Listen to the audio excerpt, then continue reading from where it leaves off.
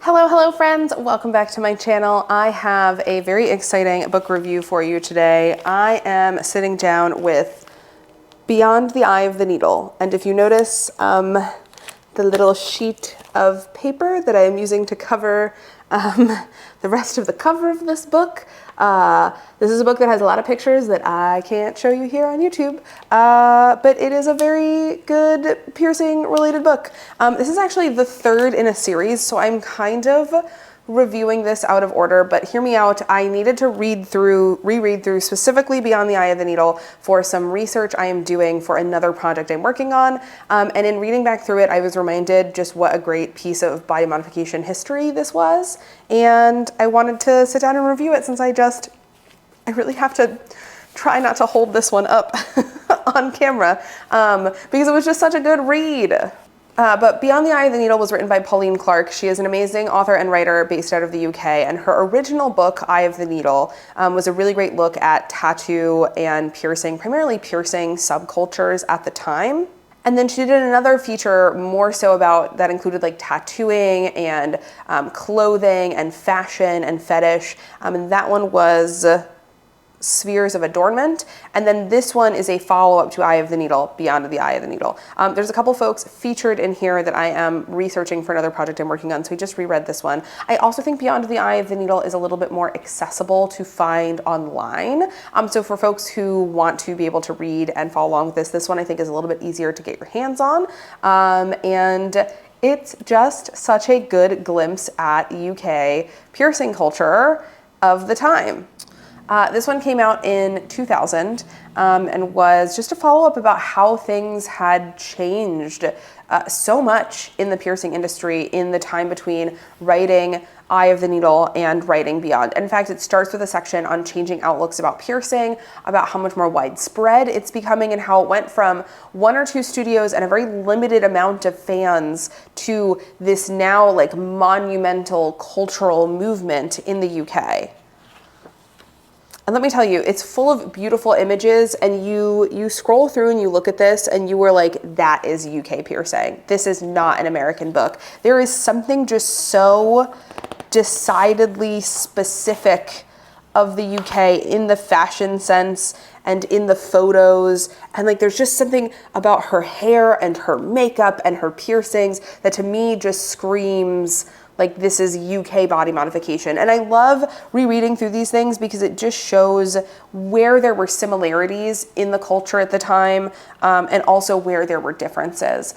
And Pauline Clark is just an incredible, incredible author from this UK perspective. And so it starts off with descriptions of all sorts of different piercings. This page features eyebrow, earl, aka bridge, septum, and labret piercings, and then this gorgeous full spread photo. And it goes through all of the popular piercings at the time, including body piercings and genital piercings. That's why there's a lot of content that I can't show you from this one. There's some piercing advice in this. Some of it's good, some of it's not so good. We're still relatively accepting of piercing guns in this book. We know that they're not ideal everywhere, but we're still relatively accepting of it. But gosh, just these portrait shots and these photos and just the way that they've captured what people loved and the mods people were doing, and just the very, very cool work here. We've got a whole page on new aged ear piercings featuring rook, conch, scaffold. Oh, that's how you know that this is a UK book. Scaffold, I love it. Gosh, there's a part of me would love to do a whole deep dive on why industrials get called scaffolds in the UK and the history of scaffolding as a career in the UK and where that nomenclature difference comes between the two countries. Maybe that's something I should work on then. Daith for Daith. And we're gonna zoom in on this diagram here. This is definitely an older book. It's definitely an older book. Or maybe not using this as a teaching or learning guide for any young baby piercers out there, but more of just a historical snapshot of what things look like. That is definitely a forward helix, a very low forward helix with a ring in it that is being depicted as a doth piercing. but kudos for including it in this book and writing about it and, you know, making it more of a thing. Oh, the portraits, the depictions of, it's so good. It's so good. Every page is just another treasure and another gem. And the author goes on to talk about like play piercings and piercings at like conventions and events and for setting records. The most robust sections that I'm flipping through here are all images that I can't show you. There's dozens of images of genital piercings and just more intimate piercings that YouTube won't, except I'm like looking up to make sure as I'm flipping through it low enough to not get in trouble on the camera. There's like none of these pages I can show you. But in the back, there's a really amazing history section about the launching of the Piercing Association UK, which was the first ever piercing association. I think a lot of us immediately think APP, Association of Professional Piercers here in North America. First, like health and safety organization and like by piercers for piercers. But Piercing Association of the UK was for not just people who did piercings, but for people who had them and were enthusiastic about them. And it started out with 7 members. It was an extremely small group at the Dunstable Tattoo Expo in September 1988. So 1988 at the Dunstable Tattoo Expo, the Piercing Association of the UK is launched. And here, hold on, I gotta cover the other page.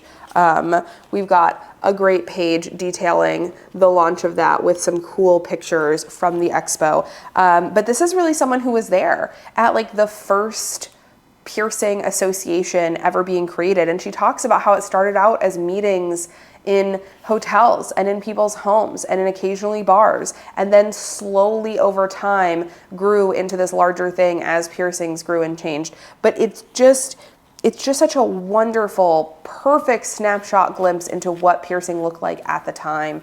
And very cool as a follow-up to Eye of the Needle, which was done when piercing was far more underground, far more uncommon. So even in just the time period between Eye of the Needle, which I believe was published in 1989, 1990, to this one in 2000, just about a decade of difference.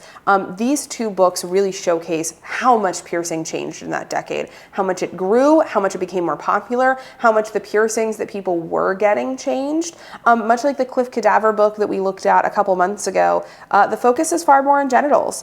In Beyond the Eye of the Needle, we start to see more of those ear piercings come in and other facial piercings come in and take a little bit more of the forefront, but we're just starting to sort of see that shift. It is still very genital heavy. That is still a focus of what we're doing. And gosh, imagine if we were to do a Beyond the Eye of the Needle today, just how different piercing would look from this. But Pauline is an incredible writer. You can tell that she's very, very passionate about body modification work, and she wants to document it. She wants to archive it. She wants to preserve this history as it is happening. And she's also just loves it. She loves it so much, you can tell. She loves the look of piercings through skin. She loves the look of tattoos on skin. She just thinks that it is so beautiful and worthy of documentation. And Beyond the Eye of the Needle really celebrates that and really takes a very, very unique look at a beautiful and colorful time period in UK body modification history. You can still find copies of these floating around, especially on eBay. If you keep your eye out, you set up alerts, you know where to look. And for UK piercers, they are probably already familiar with this book. This is a UK classic. But for American piercers, they may not be. And this history, I think, is very telling for us to see how America and the UK kind of evolved with body piercing concurrently, but also in which ways they diverted and branched off and what changes occurred due to that in what was popular, in linguistics with how we talk about our piercings, in the way information was spread, and the way it traveled across the pond. It's a really great book. If for nothing else than the photos alone, every page in this, you flip to it and you're like, that is the coolest project, that is the coolest custom jewelry, that is the coolest photo shoot. That person is so proud of what they have accomplished and what they have achieved with the modification work that they've done, and so excited to show it off. And I can't I can't show you like hardly any of the pictures that make this book so brilliant and so magical and so cool, but I assure you they are in there and they're awesome. And at the end, there's some really cool interview sections with individually modified folks who were a big part of the Piercing Association UK. And it's just very cool to hear their stories and their journeys and their passions about piercings and modification. Many of them ended up as tattoo artists and body piercers. Many remained lifelong enthusiasts and continued to get work done well into their 50s, 60s. And it's very cool that Pauline has followed along with them all of these years and been a part of their journey as a friend, as a peer, and as a researcher. And it's all kind of featured in here. Beyond the Eye of the Needle is a great one. It's such a great, perfect snapshot of what piercing was at the time, and such a great way of showcasing those differences between UK piercing and American piercing. If you can find a copy of this and get your hands on it, I absolutely recommend it.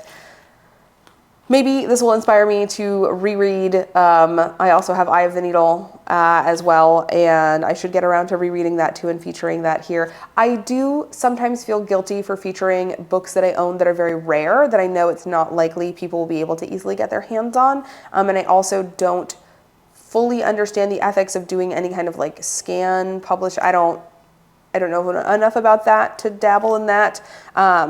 But yeah, if you want to see me focus on reviewing more accessible books that I think you can find copies of online, let me know that. Or if you are like, Lynn, I want to see what you can show me of all of the really cool stuff that I might not be able to find, I can do that too.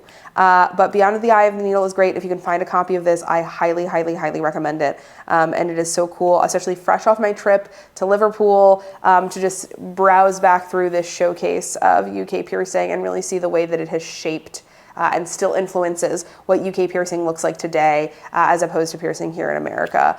Very cool to see the differences in trends, the difference in style. I think there's a much stronger connection between broad fetish there, whereas in North America, I feel like it was very much leather that was coloring what piercing looked like here. In the UK, it was very much fetish, and it went hand in hand with the tight lacing and the rubber and latex communities, and just different fetish-based communities.